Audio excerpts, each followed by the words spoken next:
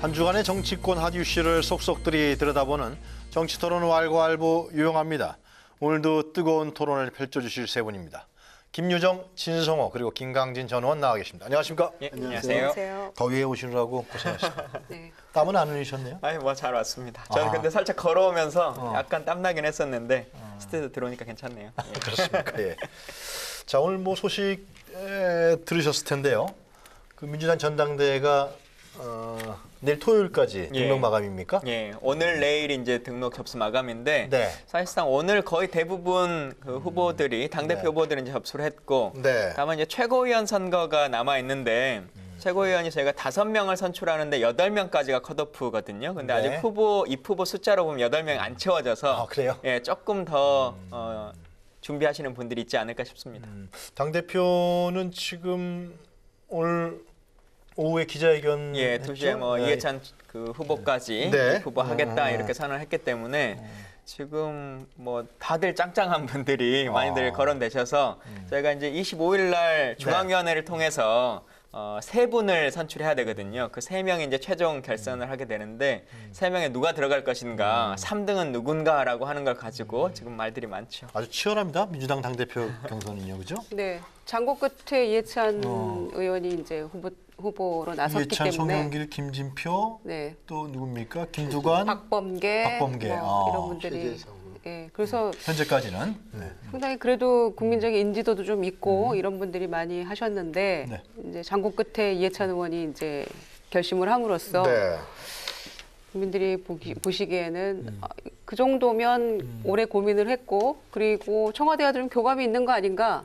이런 시선으로 좀 바라보겠죠 아무래도. 네. 왜냐하면 소위 친문자장으로 일컬어지는 분위기 때문에 그래서 이제 컷오프가 아마 굉장히 주목을 받을 것 같고요. 네. 네, 그래서 대략 먼저 선언했던 박범계 의원 이런 분들이 들으시면 어떨지 서운하실 수도 있겠습니다만 네. 뭐 이해찬 의원은 상수로 들어갈 것 같고요. 3명 중에서 네, 들어갈 것 같고 그리고 이제 송영길 의원도 상당히 준비를 오랫동안 많이 지난번에 이제 컷오프에서 탈락한 그런 아픔이 있었기 때문에 지난 2년 전 전당대회에서 한 표 차인가요? 2표 차로 떨어졌죠? 하여튼 공개적으로 밝히지는 않습니다만 한 표 차이다 뭐 이런 얘기가 있었어요. 그래서 정확하게 이제 사실은 알 수 없지만 그리고 이제 나머지 한 자리를 놓고 나머지 후보들이 좀 겨루지 않을까 싶은데 누구도 선뜻 이거는 장담하기는 어려운 그런 상황이다 이렇게 보여집니다. 중앙위원들이 이제 투표해서 컷오프 중앙위원이라는 국회의원, 또 원외 지역위원장, 또 기초단체장 이런 분들이죠, 그죠? 네. 근데 저는 어떤 이변이 일어날 가능성도 좀 존재하는 것 같습니다. 그래요? 예를 들면 지금 이 지금 제1당의 이 전당대회인데 초선 의원도 있습니다. 김두관 의원. 초선 의원부터 7선 이해찬 의원까지 굉장히 스펙트럼이 다양하고 또 이제 그 사선 송영길, 뭐 최재성 등등은 사선 딱 이제 한창 일할 나이인데 당 대표를 노리고 나왔습니다. 그런데 이제 제가 볼 때는 청와대의 입장이 저는 중요할 거라고 봅니다. 왜냐하면 이게 이제 일반적으로 야당의 경우는 청와대하고 관계 없죠. 그냥 알아서 하면 되는데 지금 문재인 대통령의 지지율이 상당히 높고 또 지금 현재 국방, 안보, 외교 쪽에서는 좋은데 경제가 지금 굉장히 성적이 안 좋습니다. 경제? 이런 상황 속에서 과연 민주당의 다음 대표는 어떤 스타일이어야 하느냐. 아마도 청와대나 이제 문재인 대통령의 지지자들이 볼 때는 같이 일하기 좋은 대표가 필요한 것이지 대표 그 자체가 너무 강해도 안 된다. 그러니까 이해찬 전 총리 경우는 장단점이 있는데 굉장히 이제 친노, 친문 다 되고 하는데도 불구하고 너무 세기 때문에 상황 같은 이미지가 좀 있습니다. 그러니까 임종석 비서실장이 자, 파트너로 당대표로 이해찬 전 총리라고 하면 그 이야기하기가 조금 쉽지 않지 않습니까? 그러니까 이런저런 것들이 있고 또 이제 김진표 이제 전 부총리 같은 경우는 경제를 잘 안다. 그리고 또 하나는 강점이 있네요. 좀 보수적인 성향이기 때문에 중도적이라는 점이 강점인데 지지자들로부터 인기가 좋을 것 같지는 않습니다. 제가 볼 때는. 그리고 이제 것은 아니 문재인 대통령이나 이제 좀 진보 그룹들한테는 인기 없을 것 같고 최재성, 송영길 이런 분들은 한창 이제 일할 나이고 뭐 이런 분들이 오히려 만약에 3명 아니면 된다 그러면 그 다음에 이제 그 대표 이 선거는 국민들보다는 당원들이 더 중요합니다. 그러다 보니까 이제 오히려 저는 그래서 이제 송영길 이종걸 의원도 있고 여러 명 있는데 이런 분들이 오히려 3명 안에만 끼면 한번 해볼 만하다고 생각할 거기 때문에 어떤 결과가 나올지 또 지금 세대 교체 이야기도 나오기 때문에 이번 선거 결과는 이해찬 전 총재가 유리하긴 하지만 네. 예단하기는 힘든 선거다 하는 생각이 듭니다. 마지막으로 하나만 그러니까 중앙 컷오프 하는 분들이 중앙위원이잖아요. 그렇습니다.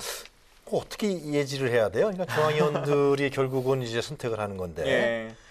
좀 그건 좀 일반 당원들하고 좀 느낌이 좀 달라요. 그러니까 일반 권리당원의 느낌과도 좀 다르고 전체 시민의 여론조사랑도 좀 차이점이 있을 수 있고 정치적 이해관계로 봐야 됩니까? 예, 그렇습니다. 아니면 이해관계도 어느 정도는 고려할 수밖에 없는 것이고 감성적인 또 우호로 그분들이 그동안 살아왔었던 인간관계라고 그렇죠. 하는 것도 무시할 수 없는 측면이어서 최종 세 분인데요. 말씀하셨던 것처럼 이해찬, 송영길 이 두 분은 올라가실 것 같고 그래요? 그러니까 세 번째 분이 김진표 의원이냐 최재성 의원이냐 지금 이 갈림길이지 않을까 싶습니다. 그래요. 예. 김강진 의원도 중앙위원이시잖아요. 예, 저도 중앙위. 마음에 정하셨습니까?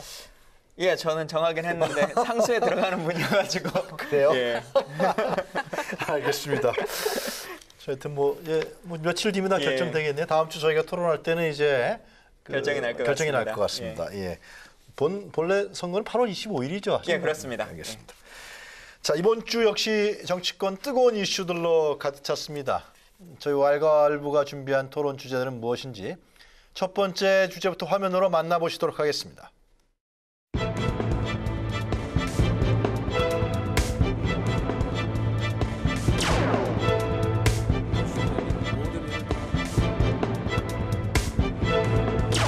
한국 정치를 반역사적인 개파 논리와 진영 논리에서 벗어나게 하는 그런 소망을 가지고 있습니다. 잘못된 개파 논쟁과 잘못된 진영 논리 속에서 싸우다 죽어서 거름이 되면 그것이 오히려 저에게는 큰 영광이 된다고 생각합니다.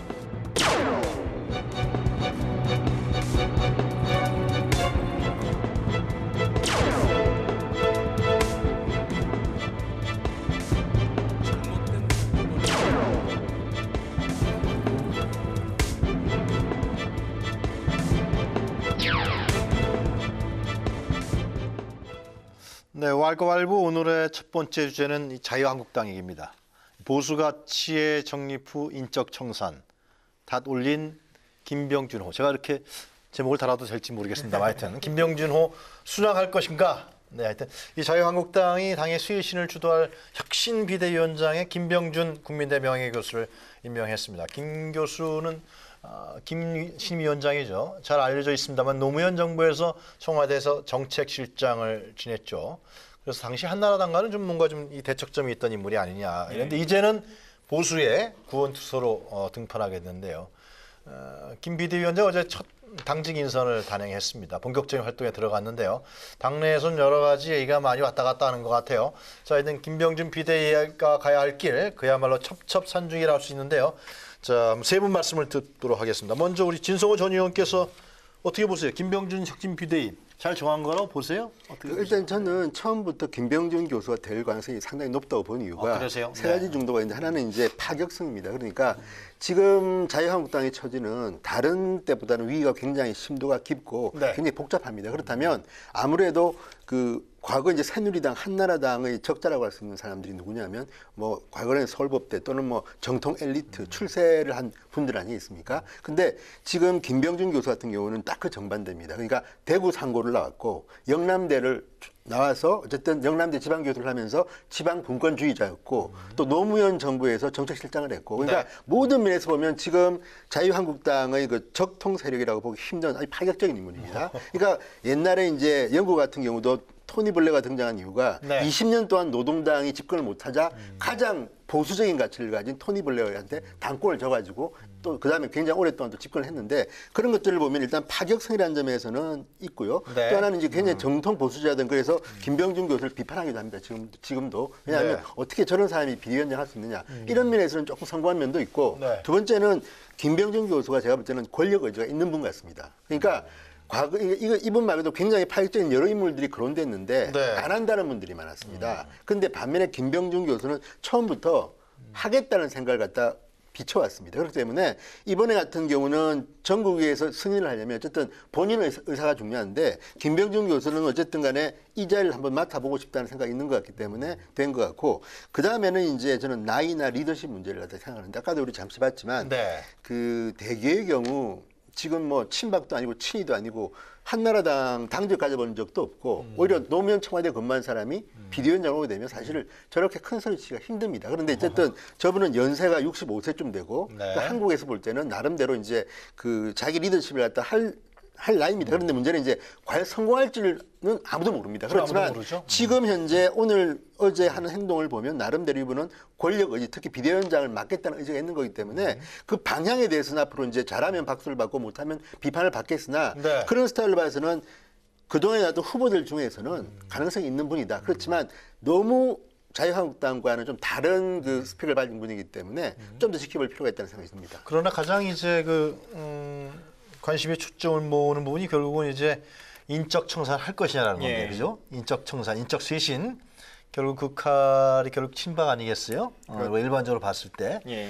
근데 김병준 신위원장은 인적 청산 과거부는 좀 일단 묻지 않겠다. 일단 곧 가치가 중요하다. 이렇게 출범을 했어요.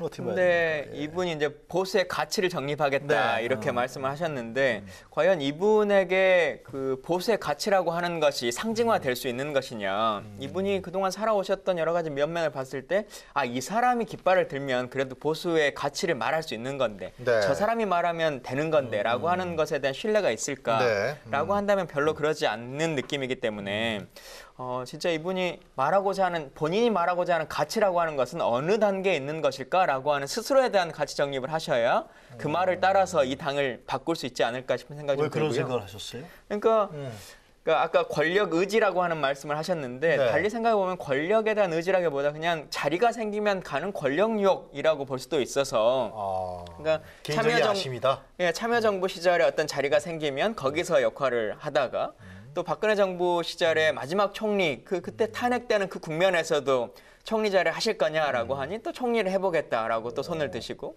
또 이 상황에서도 내가 해보겠다 지금 이렇게 해서 이제 오신 거기 때문에 정말 어떤 것을 이루고 싶은 꿈을 가지고 하시는 건지 아니면 적당한 자리가 맡겨지면 그게 어떤 것이든지 간에 좀 해보겠다라고 하시는 건지 그게 좀 궁금하기도 하고 일성으로 내가 이렇게 싸우다가 거름이 되는 것도 영광이다 이렇게 말씀을 하셨는데 결국은 거름이 돼서 싹을 틔워야 이제 중요한 건데 그냥 거름으로 끝나버릴까봐 이제 그게 좀 염려가 되는 측면들이 많이 있고요. 결론적으로는 뭐 이제 가치를 정립한 이후에 인적 청산하겠다 네. 이렇게 말씀하셨는데 그래도 과거를 묻지 않겠다라고 할 수는 없을 거라고 보여져요. 잘못한 부분에 대한 지금 단계에서의 문제점을 해결해 달라고 비대위원장을 모신 것이지 미래에 대한 구상을 해달라고 하는 거를 할 것 네. 같으면 일반적인 전당대회로 해서 당대표가 조정하면 될 일인데 과거의 비상식으로 해결달라고 하는 것이니까 잘못된 점, 꼭 그게 친박이다, 친이다라고 하는 것을 네. 나누지 않더라도 과거의 잘못을 제대로 단죄하시는 게 그래도 이분에게 맡겨진 역할이지 않을까 싶습니다. 제가 기억하기로는 이 당협위원장 교체 문제는 저희가 한번 다뤘어요. 2, 3주 전에. 근데 김유정 의원께서 아마 처음 얘기했던 걸로 기억하는데요. 네, 비대위원장이 할 수 있는 역할이 있다. 그거 있다, 그 칼이 네. 있다. 근데 그 얘기가 지금 상당히 아무래도 내부에서 논란이 되고 있는 것 같은데 어떻게 보세요? 이 휘두를까요? 당협위원장 교체 카드? 휘둘러야 하지 않겠습니까? 그렇지 않고서야 어떻게 네. 혁신 비대위라고 할 수 없죠. 혁신 비대위 준비위원장이 안상수 의원이었고 네. 비대위원장이 정해졌으니 혁신 비대위가 돼야 되겠죠.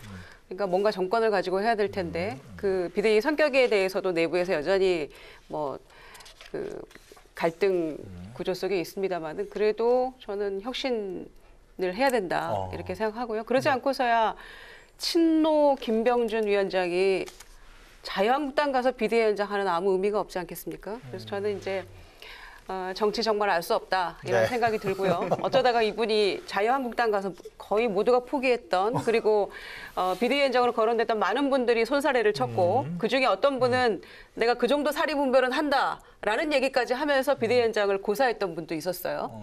그런데 과연 이 김병준 위원장이 사리분별을 못하신 건지 아니면 두 분 말씀하신 대로 정말 권력 의지가 너무 강해서인지 알 수 없습니다만은 됐어요. 그런데 본인의 일성이 무엇이냐면은 이 비대위가 성공할 확률은 반반이다.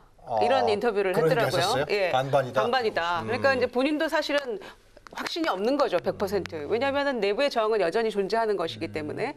그리고 이제 이분이 그 친박 이었던 함승희 전 의원과 이제 좀 관계가 있고 글쎄 그분이 말이에요. 하는 그런 포럼에 뭐 참여도 하고 이래서 골프도 많이 같이 치고. 같이 하고 그런 문제도 있죠. 그래서 그런 것 때문에 친박들이 조금 누그러들었다 이런 얘기도 있고요. 네. 또 비박에서는 김성태 원내대표와 또 나머지 분들이 또 이렇게 공들여서 또 모셔온 분이기도 하고 하니까 또 비박은 비박대로 조금 수긍하고 이래서 지금 전국위원회에서 뭐 만장일치로 이제 추대를 하고 이제 네. 이렇게 했다고 하는데 인적 청산과 그다음에 본인이 그 일성대로 보세 가치 재정립 이 두 가지가 가장 이제 혁신의 주된 그 숙제가 될 텐데 모르겠습니다. 인적 청산은 굉장히 저항이 심할 거고요. 그리고 당협위원장 교체도 작년에 홍준표 체제에서 당협위원장 굉장히 많이 바꿨거든요. 근데 그때 이제 친박을 많이 쳐내고 또 홍준표 사람 많이 심었다 이런 비판도 받기도 했습니다만은 또 이제 그걸 엎은다면 도대체 어떤 방향으로 가야 맞는 것인지 그리고 지난번에 굉장히 잘 이루어졌는데 보수의 가치에 있어서 이분들이 제대로 할 것인지 뭐 이런 거를 타진하겠다 소프트웨어를 바꾸겠다 이런 얘기도 했더라고요. 그래서 이제 시작이고 그리고 사무총장하고 비서실장 인선을 보니까 상당히 앞으로 바른미래당과의 어떤 그런 연대 그래요? 내지는 또는 뭐 흡수통합 내지는 누구죠? 사무총장이 김용태, 양천을이죠. 예. 비서실장이 상당히 개혁적인 인물이고 홍철호 와, 의원. 홍철호 의원이고 거기도 이제 그 경기도 쪽이죠. 그래서 이 두 분을 봤을 때 나갔다가 들어온 이제 복당파들이잖아요. 그러네요. 예. 그리고 상당히 개혁적인 인물들로 또 알려져 있는 그런 분들이기 때문에 네. 상징하는 바가 있다. 그래서 첫 인사는 그렇게 이루어졌는데 비대위 구성이 이제 어떻게 이루어지는지 앞으로 소위 이제 휘두를 수 있는 칼이라는 게 당협위원장 교체, 네. 보수의 가치를 본인 주장대로 어떻게 바꿀 것인지 이런 것들이 남아 있는 것인데 상당히 김병준 위원장이 아마 네. 그 최후의 카드가 되지 않을까라고 짐작은 했습니다만. 그래도 친노의 핵심 인물이었고 정책실장 교육부총리를 참여정부에서 했던 인물이 자유한국당에서 누구도 하고 싶지 않아 했던 비대위원장을 한다? 이거는 국민들이 선뜻 정서적으로 이 부분을 수용하기는 좀 어렵다. 이런 생각이 드네요. 자유한국당 의원이 받아들인 거 아니에요? 그렇죠? 그렇죠. 그러니까 근데 이 권력이라는 게 참 무시무시한 게 자, 처음에는 뭐 김병준 후보든 누구 후보든 간에 다들 막 비판다고 했는데 일단 전국위원회에서 만장일치로 일단 인준했습니다. 네. 왜 그렇게 했습니까? 그리고 지금 김병준 비대위원장이 오고 난 뒤부터는 갑자기 초선 의원들이 뭐 열 몇 명이 모여가지고 지지한다 뭐 이런 뭐 성명도 발표하고 이게 왜 그렇게 했습니까? 권력이라는 거는요. 물론 정권은 민주당이 잡고 있지만 제1야당이라는 것도 권력이라는 게 있습니다. 그런데 지금 바람이 한번 불었고 또 자유한국당이 그동안에 이 진보냐 보수냐의 가치 때문에 지금 이렇게 비참해진 게 아니라 네. 박근혜 전 대통령의 탄핵이라는 것으로 비롯되는 쉽게 하면 이제 이게 무슨 좌정책이냐 우정책이냐의 실패 문제가 아니라 쉽게 하면 대통령으로서 그 자리에 맞지 않는 행동을 했다고 해서 탄핵당한 거 아닙니까? 그렇기 때문에 그 위기가 있는데 그 위기를 해소하는 데는 지금 진보냐 뭐 보수냐 지도자가 중요한 게 아닙니다. 과연 이걸 할 수 있는 사람이냐인데 히딩크처럼 김병준이라는 정치인은 네. 친이 친박의 어떤 인연이 없기 때문에 오히려 자유로울 수가 있다. 또 하나는 제가 볼 때는 이제 기대하고 계시는 것 같아요. 아니요, 그건 두고 봐야죠. 기대는 하지만 왜냐하면 또 근데 김용태란 카드는 원래 기억할지 모르지만 지난 2016년 총선에서 패배하고 난 뒤에 김용태를 혁신위원장 시키려고 했다가 거부당했습니다. 기억납니다. 예, 기억나시죠? 그러니까 김용태라는 정치인은 가장 먼저 또 바른정당으로 갔습니다. 그게 뭐냐면 뭐 비판도 욕도 먹지만 어쨌든 이 사람은 박근혜 대통령에 대해서는 비판적이었고 어쨌든 개혁을 해야겠다는 생각이 있는 그러네요. 젊은 정치인인 건 확실합니다. 그리고 이제 그 여의도 연구원장이 중요한데 김대식 전 원장이 이제 홍준표 사람인데 그렇죠. 바로 사임했습니다. 본인이 알아서. 그리고 그 자리에 하루 만에 친박이지만 친박 색채가 좀 덜한 김선동 의원을 갖다 재선 의원입니다. 서울 강북에. 그러니까 김선동 의원을 바로 임명해 버렸습니다. 그러니까 지금 김병준 비대위원장은 친박 친이 중에서 좀 개파색이 좀 옅은 사람을 일단 임명을 한 건데 이분들이 어떻게 할지 모르지만 다 좀 젊습니다. 상대적으로. 그리고 이제 또 하나는 그 당분간은 선거라는 게 없습니다. 그러니까 평가받을 일이 없기 때문에 이 김병준 비대위원장 말은 그거 아닙니까? 네. 올 연말까지는 해야겠다. 내년쯤에 이제 전당대회에서 이야기했으니까 그렇다 그러면 김병준 비대위원장은 하고 싶은 거는 다 할 수 있다. 다만 이제 어느 정도 정권을 휘둘릴까는 좀 지금 당협위원장 말씀하시지만 저는 좀 할 거라고 보는 게 그렇게 하지 않으면 국민들 눈높이에서 저 사람 들어와서 변한 게 없네? 그러면 안 되는 거거든요. 그러니까 오히려 저는 김병준이라는 정치인은 그 뭐 친박이냐 치냐보다도 네. 국민 눈높이에서 자유한국당이 바뀌고 있구나를 증명하는데 소신소범할 거기 때문에 일단 김용태 사무총장 임명을 보면서 네. 뭔가 조금 바꾸려고 한다 이런 게 있는데 그렇지만 김병준이라는 분은 정치인으로서는 지금 한동안에 안 했던 분 아닙니까? 그러니까 일단 실무 파악하는 데 시간이 좀 걸릴 것이다. 그 다음에 본인의 카드가 나올 거기 때문에 뭐 그때까지는 좀 기다려봐야겠죠. 제 생각에는 한국당 의원들보다 민주당 의원들이 김병준 비대위원장에 대해서 잘 알고 있을 것 같아요. 그죠? 그런 많이 얘기들이 오갈 것 같은데 네. 그래서 여러 가지 얘기가 뭐 내부에서 있을 것 같은데요.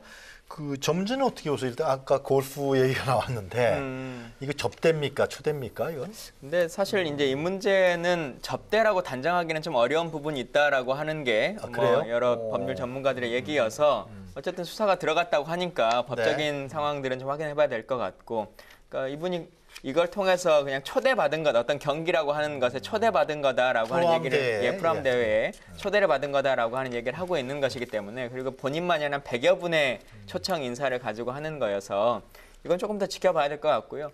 다만 이제 김영란법 위반이 아니라는 거죠? 이거 지금 현재? 예, 100만 원 이상이냐 100만 원 이상이면은 그것과 상관없이 무작금 불법이 되기 때문에 100만 원이다라고 한 얘기를 하는 건데, 네. 다만 이제 논쟁 중에 하나가 왜 임명되자마자 이렇게 기사를 터뜨리느냐라고 하는 글쎄, 문제 그건 제기를 자유한국당이 이제 하시는데, 뭐 소리 있는 거예요, 그건? 공작이다 이제 이렇게 하시는데요. 좀 달리 생각해 보면 사실은 오래 전부터 내살하고 있었던 사건이고 네. 관련자들도 많이 있는데. 뉴스의 가치로서 우리가 판단해 볼 필요성이 있다고 생각합니다. 그러니까 정치적 공격을 하기 위해서라기보다 언론이 보기에 이분이 그냥 평교수, 명예교수일 때는 수사받고 있거나 하는 것이 크게 보도의 가치가 없는 것인데 제1야당의 비대위원장이 되셨으니까 그건 네. 뭐 기사 가치가 있다라고 판단해서 보도를 낸 것일 뿐이지 뭐 저희가 뭐 공격을 시작한 게 아니기 때문에 정치 공격이다 이렇게 네. 말할 수는 없다고 생각합니다. 알겠습니다. 제가 좀 변명을 좀 할 필요가 있는데 그러세요?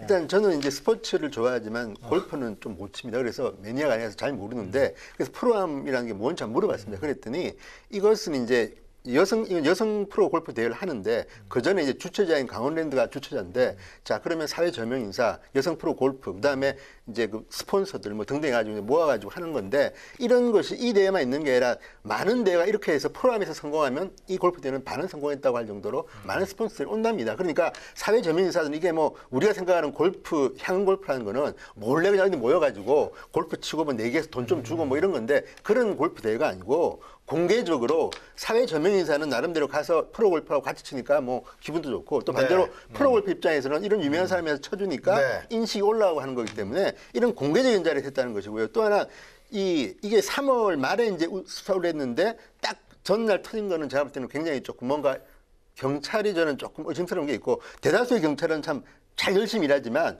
의외로 정치인 일사도 있을 수 있다는 생각이 들고요. 또 하나는 뭐냐면 이 여건에 대해서도 이야기하는 걸 들어보면 일단 이 당시에 김병준 교수가 명예교수입니다.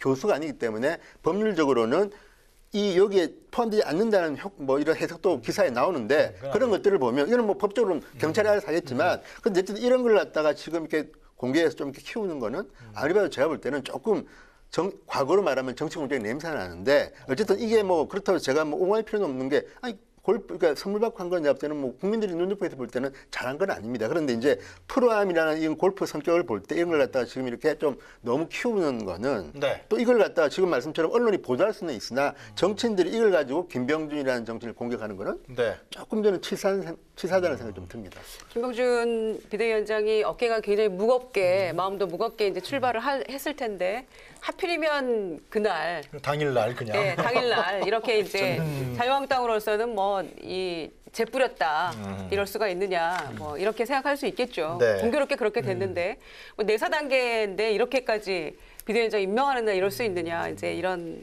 뭐 반발은 할 수 있다고 생각합니다. 근데 그러나 뭐 어깨도 무거운데 본인의 또 이런 일신상이 이제 이런 청탁금지법 관련된 문제까지 내사 단계에 있기 때문에 아마 출발은 그렇게 순조롭지는 못하다 이렇게 보여집니다. 그러나 이거는 뭐 본인은 아니라고 얘기하고 있고 잘 몰랐다고 하고 있고 그다음에 초청해서 했던 함승희 전 강원랜드 대표, 함승희 전은 워낙 굉장히 이렇게 가까웠다고 그래요? 네, 뭐 많이 연결이 되어 있는 것 같은데 뭐 그분은 한 60만 원 정도였을 거다, 뭐 이렇게 생각한다, 뭐 이런 얘기 하고 있어요. 그래서 뭐 짐은 문제가 없다면 벗으면 되는 것인데. 털고 가면 되는 것인데 공교롭게 그렇게 됐다. 그래서 충분히 오해할 만하다. 자유한국당으로서는 반발할 만하고 또 그런 생각이 드는데요. 김병준 뭐 위원장 되고 나서 추미애 대표 만나가지고 네. 참여정부 때 노무현 대통령이 그 대연정 제안했을 때 잘 안 됐던, 불발됐던 그 부분에 대한 약간의 아쉬운 뭐 이런 얘기도 했다 그래요. 그리고 추미애 대표가 뭐 협치 수박이라고 300명 의원들에게 뭐 수박도 다 돌리고 스티커 붙여가지고 협치하자고. 근데 본인은 잘 못했죠, 사실은.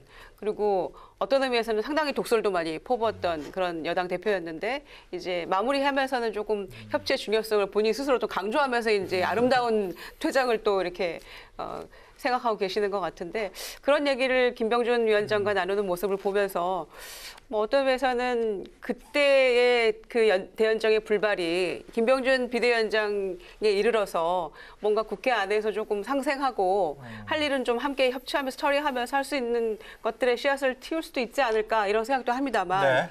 만약에 그게 실제로 이루어진다고 하면은 저는 아마 당협위원장 교체나 인적 청산을 뛰어넘어서 그보다 더한 반발이 자유한국당 내부에서 있을 수 있다. 저는 이런 생각도 해봅니다. 좀 묘한 것 같아요, 그죠? 좀 뭔가 그 문희상 국회의장 그런 얘기를 했잖아요. 예. 김병준 그 비대위원장이 이 노무현 친노 인사였기 때문에 이 노무현 정부의 정책이라든가 철학을 다 이해하는 사람이다. 그렇다면 현재 예를 들면 문재인 정부 노무현 정권을 계승했다고 그러기 때문에 예. 문재인 정부의 철학도 다 이해하는 거 아니에요? 서로가 공감대를 갖고 있는? 근데 이분이 그때부터 지금까지 계속 그 기조를 유지해 왔었다라고 하면 모르겠습니다만 그때 참여정부에서 어떤 자리가 맡겨졌을 때 그 역할을 했을 뿐이지 네. 이후의 상황들을 보면 아까 말씀드린 것처럼 박근혜 정부의 총리까지 내가 하겠다라고 할 정도의 상황으로 바뀌었기 그때 때문에 눈물도 막 흘리셨던 것 같아요. 예, 뭐 다 반대해도 끝까지 출근 시위도 하고 뭐 그러셨잖아요. 그래서 그런 분이셨기 때문에 그때의 생각과 정책적 방향성을 그대로 고수하고 있다 이렇게 얘기할 수는 없을 것 같고요. 네. 다만 여러 가지 인적 관계성을 통해서 다른 자유한국당의 의원들 혹은 그 출신들보다는 얘기가 통할 수 있을 만한 분들이 계시기 때문에 조정이 가능한 부분들은 조정해 나가면서 그렇게 해결했으면 좋겠다는 생각이 듭니다. 저 아는 분들은 많겠어요, 그죠? 서로 그럴 것 간에. 같습니다. 그러네. 네. 근데 그 점이 어쨌든 김병준 비대위원장이 된 이유일 수도 있는 게 지금 대통령이 문재인 대통령 아닙니까? 그러니까 과거 노무현 청와대에서 한 분은 정책실장을 했고 네. 한 분은 그 당시에 같은 시기에 민정수석을 했습니다. 그러네요. 그렇다면 같이 늘 회의하고 했을 거 아닙니까? 그리고 노무현 정권의 장점과 단점을 누구보다 잘할 수 있는 자리가 정책실장 자리 아닙니까? 그리고 이분은 그냥 단순히 청와대에 있었던 게 아니라 과거에 노무현 후보가 대통령 후보 시절에도 그 정책자문단인가 단장을 했습니다. 그러니까 그 당시에는 노무현 후보한테 상당히 많은 교수들이 붙지 않을 때입니다. 그때는 오히려 어떤 기억할지 모르지만 이인재 후보가 제일 후보였습니다. 그 당시는 많은 유명한 대학 교수들이 걸러 갔을 때 처음부터 이분은 영남대 교수로서 지방 분권을 주장하고 노무현 대통령의 정책 특보단을 이끌었던 분이기 때문에 상당히 이제 노무현 대통령과 가까운 건 사실인 것 같고 또 하나는 이제 문재인 대통령은 인권이나 통일이나 뭐 이쪽에서 관심이 많았다고 하면 이분은 아무래도 다른 쪽 민생이나 뭐 분권 뭐 이런 건데 특히 이제 이번에도 김병준 위원장이 그 추미애 대표나 이제 그 한병도 수석하고 대화할 때 보면 그런 이야기를 하지 않았습니까? 지금 문재인 정부는 국가주의적 경향이 배어난다. 예, 뭐냐면 이분이 상당히 좀 자율, 분권 이런 걸 좋아합니다. 지방도 좀 이렇게 너무 중앙 집권하지 말고 지방에 권한을 줘라는 주의자이기 때문에 이런 면에서는 나름대로 이제 생각은 있는 것 같고 다만 그게 노무현 정부라고 하지만 노무현 정부 아래에서도 뭐 외교안보 라인에 지금 기억할지 모르지만 상당히 많은 사람들이 생각이 달랐던 부분도 있습니다. 그러니까 그런 것들을 보면 노무현 정부도 자연스럽게 뭐 이 생각이 다른 분들이 근무할 수 있는 것이고 그 부분에서 문재인 대통령은 지금 대통령이 되어 있고 네. 한 명은 야당 대표가 돼서 이제 자 나도 잘 안다 노무현 정부의 장단점을 풋대 그러면 오히려 그 한나라당 출신의 비대위원장보다는 노무현 정부에서 일을 했던 사람이 제일 야당 당수로 오는 것이 이쪽에서는 조금 거부갈 수도 있죠. 근데 물론 그거는 이 김병준이랑 하자 잘한다는 전제한데 그러니까 앞으로 재미는 있을 것 같습니다. 아, 그래요? 근데 김병준 위원장에게 그러니까 이 비대위원장이라고 하는 자리를 맡길 때 일반적인 당대표랑은 또 다른 일을 부탁한 것인데 이번 첫 일성에서 보면 예를 들면 뭐 학교 자판기 뭐 문제라든가 뭐 이런 이야기들을 막 하기 시작했었어요. 근데 네. 과연 정책적인 아젠다를 가지고 하나하나 따지는 그런 논쟁을 자유한국당 분들이 지금 바라고 있을 것인가, 그런 권한까지를 다 맡긴 거라고 생각하는 것일까라고 네. 생각해 본다면 그 얘기가 뭐 본인은 정책이 전문가라고 생각하니까 하나하나 반박하고 싶으시겠지만 네. 실제 자유한국당 분들은 뭐 저런 얘기를 하라고 지금 비대위원장을 뽑은 건 아닌데라고 하는 속내도 있지 않을까 그렇죠. 싶습니다. 정책의총 하기 위해서 비대위원장 된 건 아니니까요. 예. 근데 노무현 정권의 그 핵심 친노 인사였는데 본인은 이제 다음번 전대에 출마 안 하겠다고 얘기도 하고 예.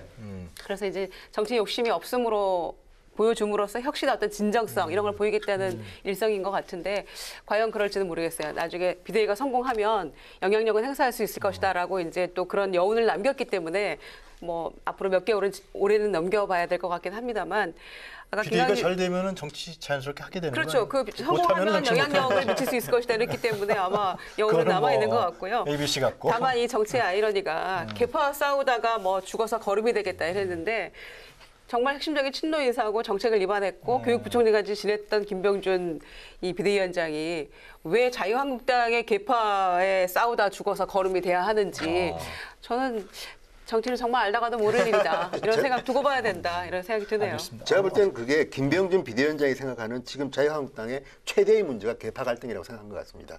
뭐 그런 생각이고 또 하나는 자 우리나라 정치가 참 아이러니한 게 김종인 전 비대위원장도 예. 선거하면 직전에 박근혜 대통령과 함께 비대위원회에 있었던 분 아닙니까? 그 얘기 왜 안 하시나 했어. 아니 바로 뭐가 우리나라가 지금 예. 제가 볼 때 좀 걱정이고 또 어떻게 보면 좀 찬스일 수 있는 게 이렇게 정당을 넘나드는 또한 안철수 전 의원 같은 경우는 얼마 전까지 민주당 당 대표를 했던 분입니다. 그러니까 예. 지금 우리나라의 정치가 이제 너무 국민들이 볼 때는 실망도 많이 하다 보니까 저는 사실 좀 상상이 힘듭니다. 노무현 정부의 인사가 비대위원장 한다는 걸. 그런데 이렇게 하는 것이 알겠습니다. 앞으로도 계속 자연스러운 것인가. 만약에 민주당이 또 한번 실패한다면 네. 자유한국당 출신이 홍준표 대표가 가는 게 아닌가. 그럼 어쨌든 간에 참 걱정되기도 하고 기대되기도 하고 좀 어쨌든 우리나라 정치가 이제는 이념이 조금 묽어지는 게 아닌가 생각이 좀 듭니다. 알겠습니다. 예. 근데 김종인 대표 더 얘기하세요. 김정인 대표가 뭐 마지막으로 성공한 간단하게. 비대위원장이라고 하는 걸로 많이들 거론되긴 합니다만 네. 실제로 조금 더 고민해 보면 우리 그분 오실 때도 흔히들 말했는데요. 응급한 수술일 때도 혈액형 보면서 수혈하는 거다 이렇게 말하는 네. 건데 결국 그분이 만들어 놓은 어떠한 가치도 뭐 아무도 따르고 있지도 않고 생각하지도 않는 것이고 떠나고 나면 그냥 아무것도 남지 않는 상황이어서 지금 이분도 가서는 뭐 잠깐 반짝 어떤 일들을 한다고 할지도 모르겠습니다만 이분이 떠나고 나면 원래의 그 기반이라고 하는 것을 건드리기는 쉽지 않을 거다. 떠 이렇게 있는 얘기를 좀 보여집니다. 하시는 것 같아요. 하여튼 좀 뭐 비대위원장 취임한 지 얼마 안 됐잖아요. 며칠 안 됐어요. 네. 좀 더 지켜봐야겠죠. 최소한 올해 말까지는 좀 봐야 과연 한국당의 변화와 쇄신을 주도할 인물인지 어떻게 될 인물인지 좀 지켜봐야 될 것 같습니다. 자, 첫 번째 주제는 이 정도에서 저희들이 마무리 짓고요. 두 번째 주제로 들어가도록 하겠습니다. 화면으로 먼저 만나보시도록 하겠습니다.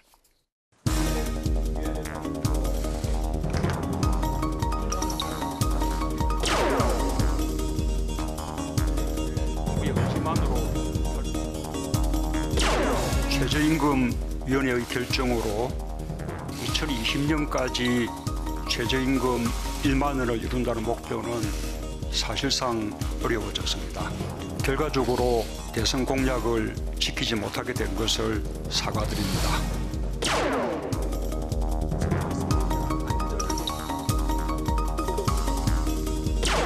을과 을 혹은 을과 병의 갈등으로 몰아가서는 절대로 안 될 것이라 생각됩니다.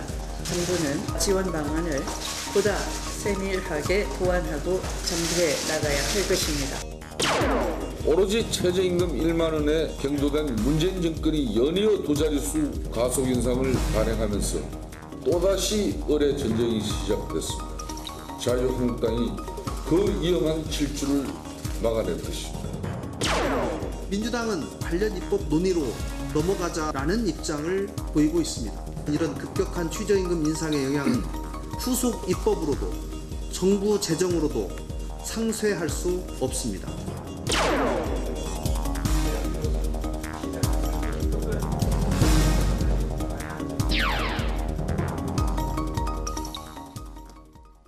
네, 왈가왈부 두 번째 주제는 우리 국민들의 현안 문제입니다. 내년 최저임금 8,350원 인상 10.9%죠.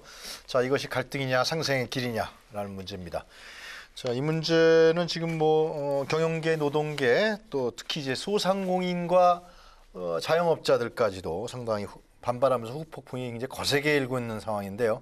그래서 정부에서 김동연 부총리가 이 문제에 대한 대책까지 발표를 했습니다만은 자, 이 문제는 결국 이제 국회로 또 다시 넘어올 수밖에 없을 것 같습니다. 자, 세 분 어떻게 보시는지 먼저 우리 김유정 의원께서 좀 얘기를 좀 정리해 주시겠습니까? 어떻게 보시는지. 예, 10.9%가 올라서 8,350원이 됐죠. 네. 내년도 이제 최저임금인데 그래서 지금 이제 당초에 2020년까지 10,000원, 최저임금 10,000원 시대 열겠다라는 게 이제 모든 후보들의 공약이기도 했고 당선된 문재인 대통령의 이제 가장 일자리 공약과 함께 주요 공약 중에 하나였는데 네. 이 8,350원 가지고도 지금 사용자와 노동자 모두가 지금 반발하고 있는 그런 상황인 것 같아요. 그런 상황이고 그리고 이 장관고시가 지금 오늘부터 시작이 됩니다. 아, 그래요? 예, 그래서 이제 열흘 동안 장관고시 해서 별 이의 없으면 네. 이제 내년 1월 1일부터 시행하게 되는 것인데 네. 아마 이 8,350원 가지고도 노동자들은 이 열악한 저임금 노동자들은 아우성인 것 같고요. 10,000원 달성을 위해서는 네. 조금 더 올렸어야 되는 거 아니냐 이렇게 반발하고 있는 것이고, 그다음에 이제 영세업자나 소상공인 같은 경우에는 네.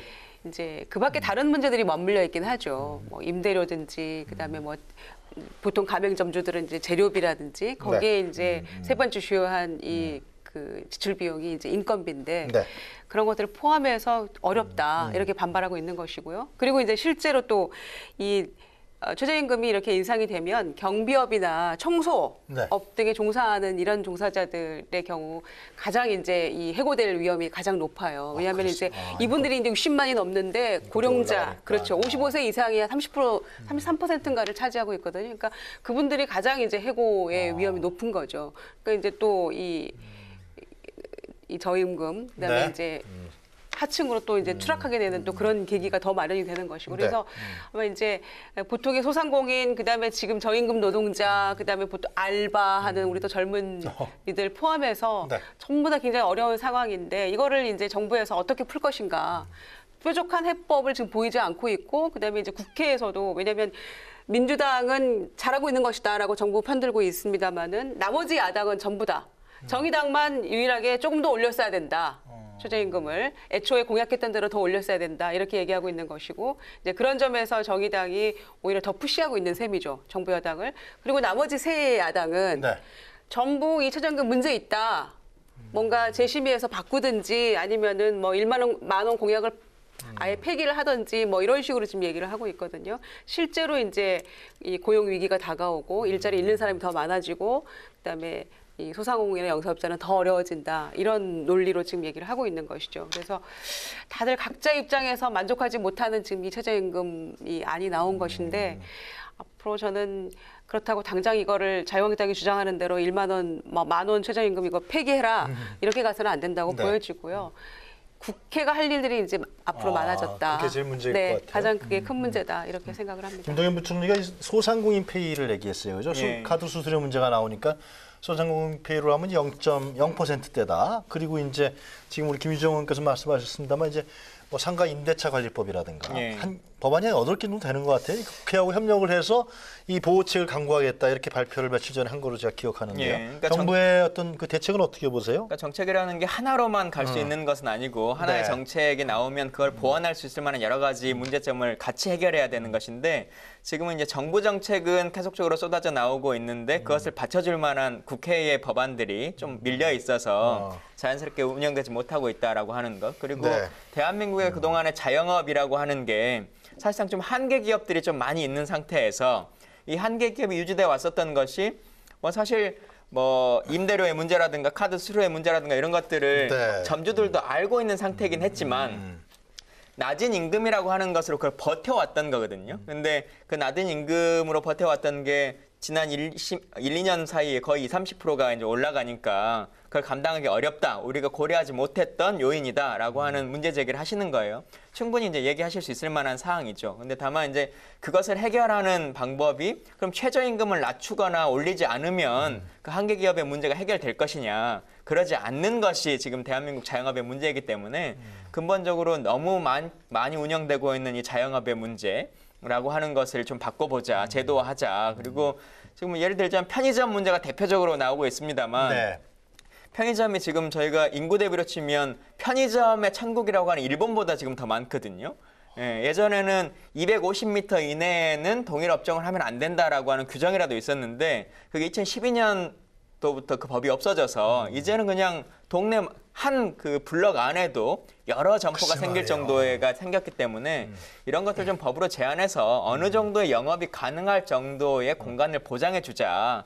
그래야 더 이상의 문제가 발생하지 않는 거지. 계속적으로 한계 기업이 허덕거리면서 낮은 임금으로만 유지할 수밖에 없는 구조를 계속 둘 수는 없다 생각이 들고요.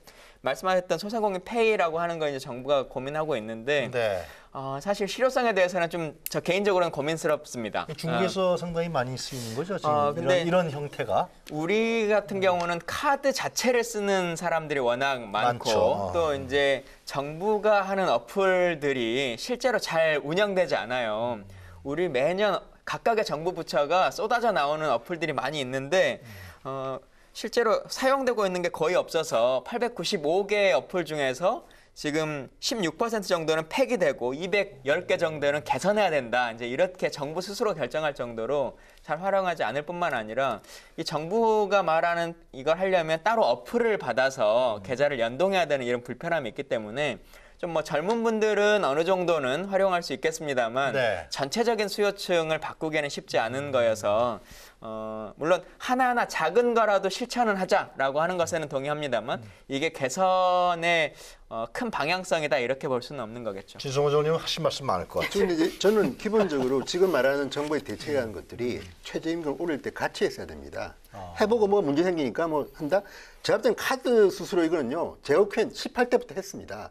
계속 내리고 지금 내가 볼 때 카드에서도 불만일 겁니다. 이제 우리는 뭐 먹고 살라는 말이냐. 그렇고요. 또 하나는 뭐 지금 한다는 게 뭡니까? 임대료는 뭐 낮추고 또는 뭐 기간 늘리고 해서 보호해주겠다. 이거 옛날부터 나왔던 이야기인데 점점 기간만 줄어들지 새로운 게 아닙니다. 그리고 또 하나 저는 걱정되는 게 근본적으로 최저임금의 문제는 이 문제만 있는 게 아니라 대한민국 경제와 함께 한다는 겁니다. 그러니까 무슨 말씀이냐면 지금 이제 정부가 그 최저임금 문제를 이렇게 하는 게 걱정되는 거는 저는 올리는 게 좋다고 봅니다만 한꺼번에 이렇게 급격하게 올리는 게 문제가 될 수 있는 게 지금 7,530원 아닙니까? 현재도. 근데 이게 지금 1인당 국민소득으로 보면요. OECD 국가 중에서 저희들이 한 4, 5등 합니다. 우리보다 잘 산다는 뭐 독일, 뭐 미국, 일본, 영국 전부 다 낮습니다. 우리 1인당 이 상대적으로 봤을 때 최저임금은 GI하고 우리보다 높은 때. 거는 뭐 뉴질랜드, 프랑스 몇 군데밖에 없는데 왜 그러냐? 지금 일본이나 미국 같은 경우 보면요, 조지아주 같이 이제 농업하는 곳은 네. 최저임금이 5.15달러입니다. 뉴욕 매사추세츠 잘 사는 곳은 11달러입니다. 일본도 뭐 오키나와는 굉장히 최저임금이 낮고 도쿄는 굉장히 높습니다. 업종비로도 분류가 되어 있습니다. 그런데 우리는 단편적으로 완전히 뭐 아무것도 없이 그냥 1유로 8달러 센 건데 너무 준비가 없다는 생각이 들고 영국은 심지어는 나이에 따라 가지고 미성년자는 최저임금이 굉장히 낮습니다. 그러니까 굉장히 정치하게 이제 디자인을 하는데 우리나라의 최저임금제는 저는 이거야 누가 모릅니까? 최저임금제를 갖다가 좀 1만 원 해가지고 뭐 노동자들 하겠다는 건 좋지만 해보니까 편의점 점주들요 24시간 일해도 한 달에 100 몇만 원, 뭐 160만 원 많이 벌어야 그렇다는 거 아닙니까? 그렇다면 오너가 이게 오너가 그러니까 왜냐하면 우리나라는 예를부터 오너는 이제 사용자고 노동 알바는 아기들한테 지금은 노동자 알바는 한 달에 204만 원 받고 지금 점주인 그분들은 그런 이야기 하는 거야.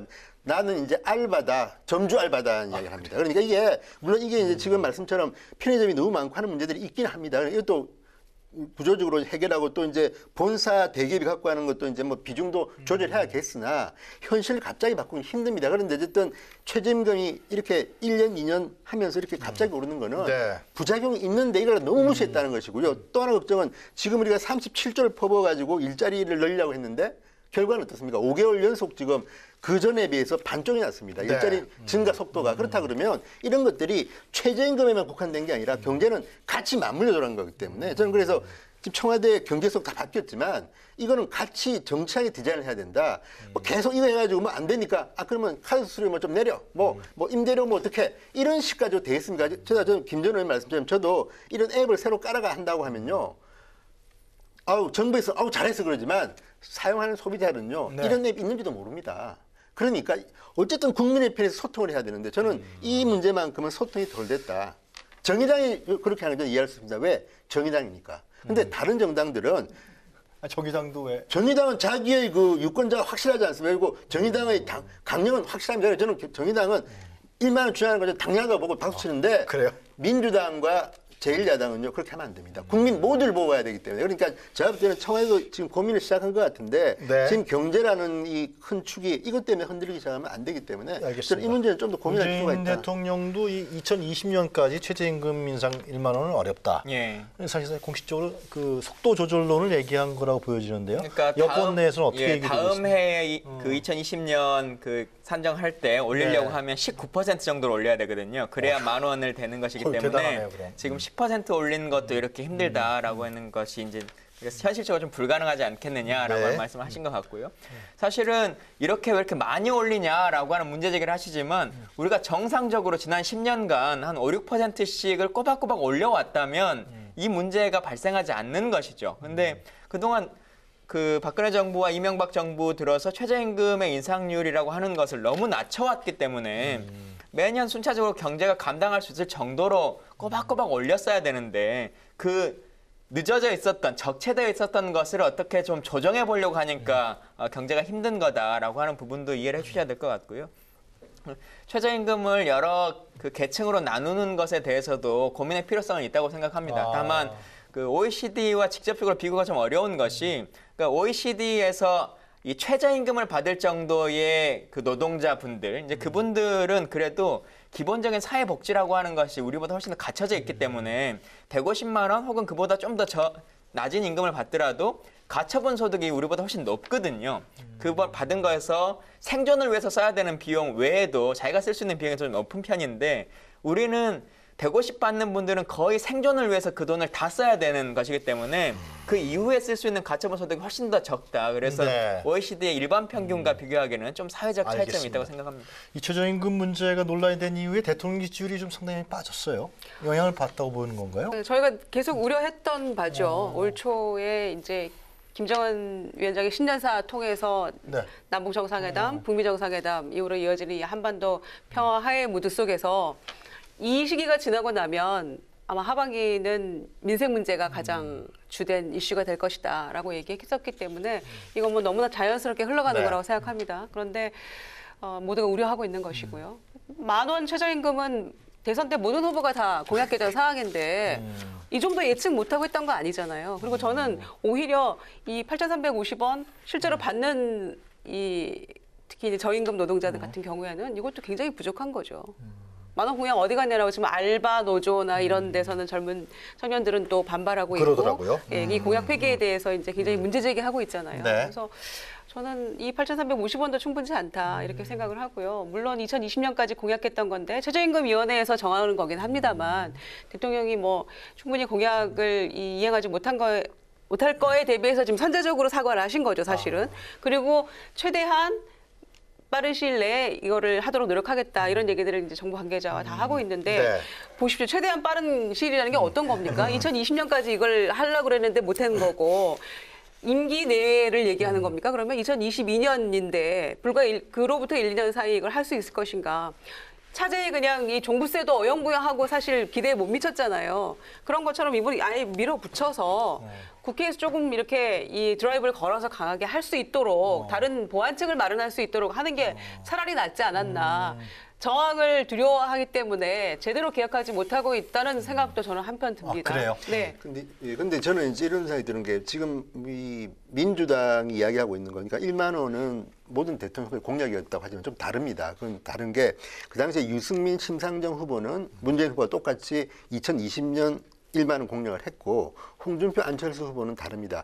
대통령 내 임기 내에 1만 원을 하겠다고 했으니까 2023년까지입니다. 그게 그거 아닌가요? 다르죠. 좀 다르나요? 2020년에 1만 원 하는 거하고 2023년에 1만 원 하는 건 아주 굉장히 다르죠. 3년 차이가 나니까. 그렇죠. 그러니까 이제 속도를 좀 조절하겠다는 건데, 근데 문재인 대통령도 대통령이 돼 보니까 2020년 1만 원은 힘들다는 걸 느꼈기 때문에 그 말씀하신 것 같고요. 그렇지만 어쨌든 간에 1만 원 지금 뭐 저는 두 분 의원 말씀처럼 우리나라의 최저임금을 올리자는 거는 뭐 당연한 겁니다. 다만 이제 준비가 됐느냐는 것이고요. 또 이걸 올릴 때는 선의로 올리지만 엉뚱한 사람이 피해 볼 수 있다. 예를 들어서 지금 알바 이야기하지만 요즘 이제 인터뷰들을 보면 알바들이 아니 돈 더 준다니까 고맙기는 한데 내 일자리가 없어지더라. 왜냐하면 실제로 지금 편의점 알바들은 굉장히 줄어들고 있습니다. 왜냐하면 지금 경제 지표를 보면 나옵니다. 예를 들어서 지난 5개월 동안에 이 일자리가 느는 게 10만 개 정도인데 그 전에는 20, 30만 개였습니다. 매달. 그러니까 뭐냐면 그 정도로 지금 일자리가 않는다는 거는 상대적으로 이게 좋은 일자리든 나쁜 일자리든 간에 경제적 결과가 나타나는 거 아닙니까? 네. 그러면 여기에 대해서 이제 준비를 해야 되는 것이고요. 또 하나는 저는 이런 모든 것들이 이거 하나만가 되는 건 아니고 지금 뭐 김동연 부총도 이야기했지만 대기업이 투자를 더 하도록 뭔가 조치를 하고 하는 것들이 필요한데 지금 대기업이 볼 때는 투자는 하기 힘들어지고 점점 조여오고 일자리는 늘지 않고 최저임금을 올린다? 그러면 피해는 누가 보겠습니까? 의외의 사람이 소상공인들이 얼마나 숫자가 많습니까? 이분들이나 또는 심지어 알바들도 저는 피해야 될 수 있다고 보기 때문에 이분 좀 정확하게 좀 해야 될 필요가 있다. 마지막으로 간단하게요. 최저임금이 논란이 벌어졌는데 국회에서 과연 어떤 일을 해야 되느냐? 간단하게 한 뭐 30초 1분씩 말씀. 김의원부터. 예. 그러니까 지금 뭐 법으로 나와 있는 근로장려 세제라든가 카드 수수료 뭐 이런 것도 혹은 뭐 그 임대료 이런 문제들에 대한 제한도 있겠습니다만 우리가 하고 있는 그 상공업의 한계 기업들 이것을 제도적으로 어떻게 연착륙시켜서 조정할 것인가. 근데 못 버티면 그냥 문을 닫아야지 이렇게만 할 수는 없는 문제이기 때문에 이걸 자연스럽게 조정해 가면서 이분들이 새로운 직장을 얻거나 할 수 있는 재교육이라고 하는 것은 어떻게 할 건가라고 하는 구조적인 길들을 국회가 좀 만들어 주셨으면 좋겠습니다. 자영업자가 568만 명이나 된다고 합니다. 엄청난 숫자예요. 김 의원님 어떻게 보세요? 지금의 이 상황을 최저임금이 마치 지금 이 문제 우리나라의 이제 고용 불안이나 또는 뭐 경기 악화 이거의 모든 주된 원인인 것처럼 이렇게 몰아가고 있는 이 상황 저는 그게 이 출발이 잘못됐다 이렇게 생각을 하고요. 특히 이제 자유한국당이 뭐 10,000원 최저임금 이거 폐기해라 이렇게 하고 있는데 그 얘기는 진 의원님이 말씀하신 거하고 또 다른 얘기잖아요. 홍준표 대표가 그렇죠. 그러니까 속도 조절한다는 그 말씀하고 아예 폐기하라 이건 또 전혀 다른 얘기이기 때문에 이런 식으로 일단 1만 원 공약을 폐기한 거 아닙니까? 2020년 1만 원 공약을 폐기하라는 거지 1만 원 공약을 폐기하라는 건 아닙니다. 왜냐하면 어차피 1만 원 갑니다. 가는데 속도를 좀 이야기하는 거지. 그러니까 이제 문재인 대통령 속도 조절에 그러니까 2020년 1만 원 공약을 폐기하라는 거니까 이건 대통령도 인정한 거 아닙니까? 힘들게 됐다. 그러니까 뭐 잘부터 인정한 거 같은데. 그러면서 이 최저임금의 문제에 대해서 마치 이 모든 이 경제 악화의 원인인 것처럼 그렇게 몰아가서는 안 된다라는 거죠. 그래서 국회에서 할 일을 좀 제대로 하면서 국회 지금 이제 이 자유한국당 그렇게 얘기하면서 국회에 들어가서 임차인 보호법이나 이런 여러 가지 그 법 개정안 나왔을 때 어떻게 하는지 지켜봐야죠. 최대한 이번 국회에서 정말 민생 국회로 삼아서 선거 없을 때 제대로 국민을 위해서 뭔가를 할 수 있는 그런 기회로 삼아야 한다고 생각을 하고요. 차제에 저는 정말 그 제도를 밀어붙이지 못한 것. 왜냐하면은 이명박 정권에서 4대강 밀어붙일 때 22조 31억 써가면서 31조 써가면서 했을 때 정책의 우선순위 운운하면서 몰아붙였거든요. 그리고 복지 예산 다 구태하고 그리고 나라를 이렇게 이 초토화시켰는데 예산대로 혈세 낭비하고 그런데 정말 개혁의 어떤 그 의지가 있다면 이 문재인 정권이 저는 이렇게 몰아붙여야 한다고 생각합니다. 이거는 정말 의지가 있다면. 그런데 주춤하고 있는 거에 저는 조금 문제가 있는 게 아닌가 이런 생각도 들고요. 왜 이거를 이렇게 좋은 기회에 지지율이 높을 때 제대로 하지 못하는가. 그리고 이 내년에 선거도 없고 하반기 국회에서 얼마든지 함께 할 수 있을 때 좀 해야 되는 게 아닌가 그런 생각이 저는 들어서 이 최저임금 문제와 나머지 특히 이제 경제 문제 정책과 관련해서는 조금 아쉬움이 커요. 지금이 기회라고 저는 생각을 했기 때문에. 진성호 의원님 하신 말씀 간단하게 하시죠. 국회입니까? 평화당은 이렇게 이야기했습니다. 평화당 이야기는 최저임금의 인상은 저소득층을 벼랑 끝으로 본다. 그러니까 소득주도 성장도 재검토하라는 게 이제 평화당의 주장이고, 자, 두 번째 정의당은 소상공인 생존 위협은 최저임금이 아니라 임대료 불공정 거래다. 제가 봐도 최저임금이 모든 지금 경제 불황의 문제는 아니라고 봅니다. 그런데 문제는 자, 임대료 불공정 거래가 있었다면 국회 그동안 뭐 했습니까? 이거는요. 만약에 소상공인 생존 위협이 되는 임대료와 불공정 거래가 있었다면 이거는 최저임금과 관계없이 국회가 당연히 미리미리 했어야 돼. 선제적으로 했어야 되는 문제고 또 하나는 평화당조차도 최저임금에 대해서 이렇게 저소득층을 변한 것으로 본다고 할 때는 이유가 있는 거기 때문에 저는 좀 더 진지하게 정책을 쓰라는 것이고요. 이 문제만큼 저는 국회는 견제를 하는 분이지 국회가 주도할 수는 없습니다. 국회가 뭐 최저임금을 얼마나 해라고 할 수 없는 것이고 이거는 오롯이 정부의 책임입니다. 그러니까 정부의 책임이기 알겠습니다. 때문에 좀 네. 제대로 하라는 것이고 지금 김정은 의원님 말씀처럼 뭐 한번 해보시든지 그렇게 해가지고 잘 되면 저는 좋은데 문제는 정부라는 거는 좋은 정책이든 못된 정책이든 간에 자기 책임으로 하는 겁니다. 그런데 지금 제가 걱정스러운 거는 늘 왔다 갔다 그리고 또 하나는 제가 볼 때는 나름대로 자신이 없어 보인다. 경제 정책에. 이게 저는 제일 걱정입니다. 알겠습니다. 자, 최저임금 얘기는 이 정도 하고요. 자, 저희 왈가왈부의 인기 코너죠. 자, 사진 한 컷. 오늘 진성호 전 의원부터 준비하셨나요? 네.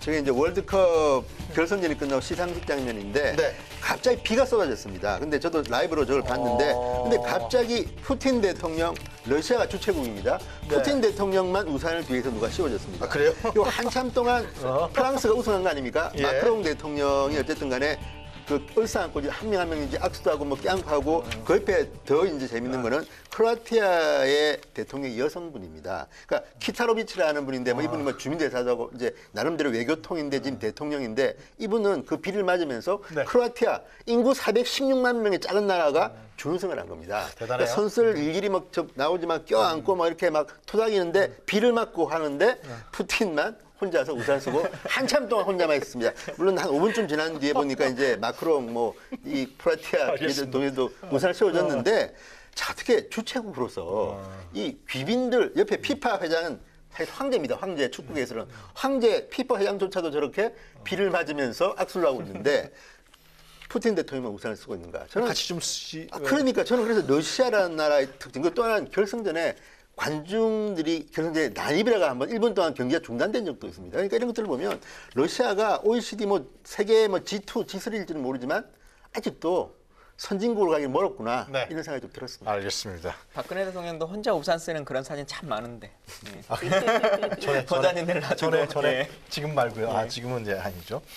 자, 우리 저 김강진 전 의원 준비하신 사진 한번 보겠습니다. 예, 안타까운 사진인데요. 해병대 마리논이라고 하는 그 헬리콥터가 추락을 했습니다. 그래서 5분의 장병이 이제 사망하게 됐는데요.